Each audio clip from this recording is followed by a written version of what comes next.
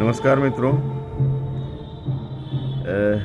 महाअष्टमी की बहुत बहुत शुभकामनाएं आपको। हम सभी माता रानी की आराधना और पूजन में व्यस्त हैं। इस क्रम में मित्र, अपने पड़ोसी देश बांग्लादेश से बहुत ही दुखद और मर्माहत करने वाली सूचना आई है कि कल सप्तमी की देर शाम को बांग्लादेश के राजाबाड़ी जिले में पद्मा नदी एक बहती है और उस पद्मा नदी में सवारियों से सवार एक जहाज डूब जाने की सूचना है। और ये खबर है कि उस जहाज में 50 से ज़्यादा सवारियां सवार थी और तकरीबन आधे से ज़्यादा की मौत की भी खबर है। मित्र, ये बहुत दुखदाई है। बताया जा रहा है कि 23 से ज़्यादा लोग हताहत हुए हैं और कई लोगों को बचाया भी गया है।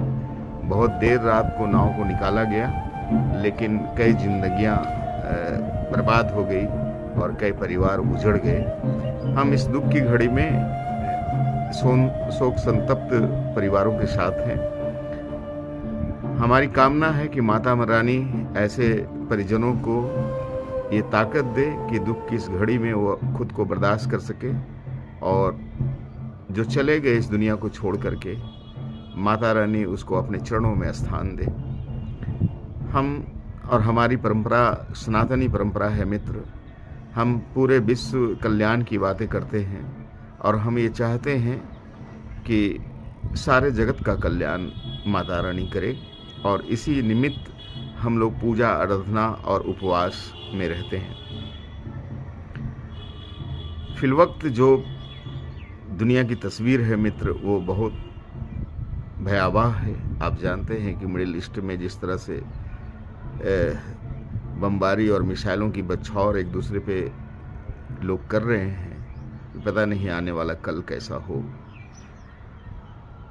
हमारा हमेशा से मानना है, हमारे सनातन का हमेशा से मानना है कि लोग एक दूसरे की मदद करें, भाईचारे के साथ रहे, एक दूसरे को आक्रांत ना करे, एक दूसरे को भय ना दिखावे, बल्कि इंसानियत के लिए एक दूसरे का हाथ थामे, उसको मजबूती प्रदान करे।